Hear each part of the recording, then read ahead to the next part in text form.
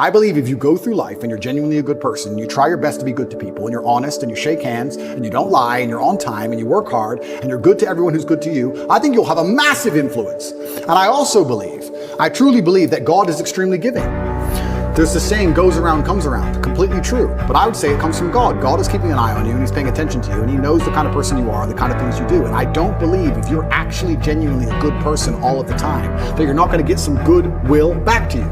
If you're good to people, if you're generous to people, if you're helpful to people, you'd be amazed how much influence you can build up.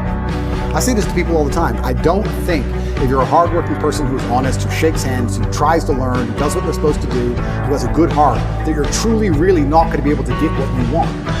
I think the universe is absolutely and utterly giving. When I see somebody who says they want something and they don't have it, I don't even think they truly even want it.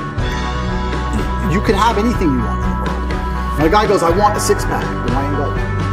If you want it, you have it. You'd like it. There's a bunch of things I'd like that I don't have, but I don't want them. Everything I've ever wanted, I've got. I've never wanted something and not had it. This idea of chasing happiness and always being concerned and preoccupied with how happy you are is actually the biggest mistake that a lot of people make, I think, in the world today. Especially men who wake up and go, oh, I don't really feel happy, so I need to get happier. And that's how they end up down a hedonistic path of drugs or alcohol or gambling, chasing pleasure. I don't care how I feel.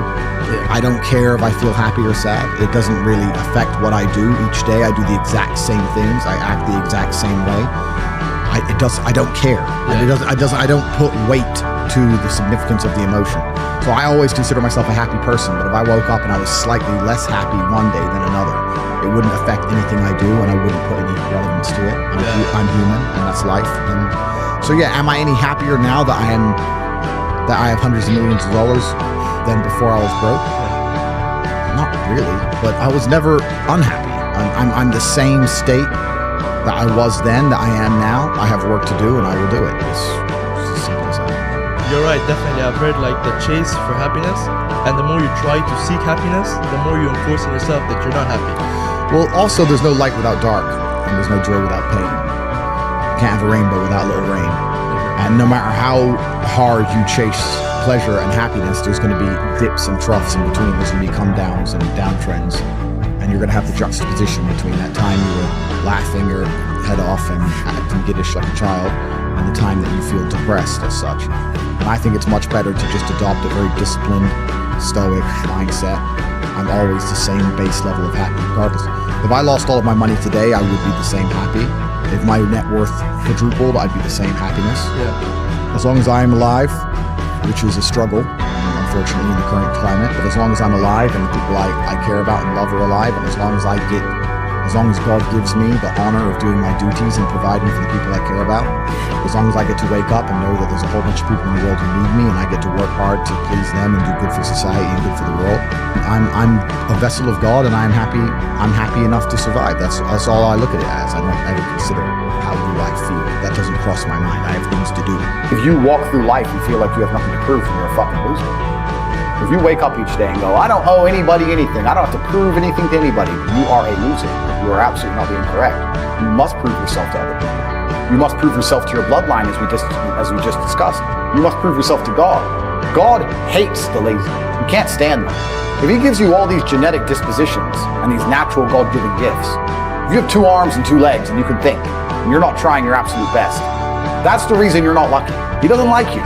He likes the people which show him the beauty of his own creation. He likes to give somebody building blocks for them to build something amazing. I think that if you don't take care of yourself, God has no interest in taking care of you. If you have a Ferrari on the drive and you don't take care of it, who's going to take care of it? Nobody. I think that taking care of yourself and being the best possible version of yourself you can be is how you please God. I think that's one of the best ways to praise him, is to wake up every day and say, I need to be the strongest, smartest, fastest, most fearsome, most stoic, most capable man I can possibly be. This is how I please God. As a man, it's your responsibility. It's your responsibility to become your best and brightest version of yourself. And you're not going to do that simply by talking it into existence. You need to live it into existence. You need to go out there and do things which are genuinely difficult, genuinely stressful, which are genuinely scary, so you can become the man you want to be. So you have to take responsibility for these things, and you have to seek them and choose and find the correct difficulties for you to overcome. so you can build a character worth having.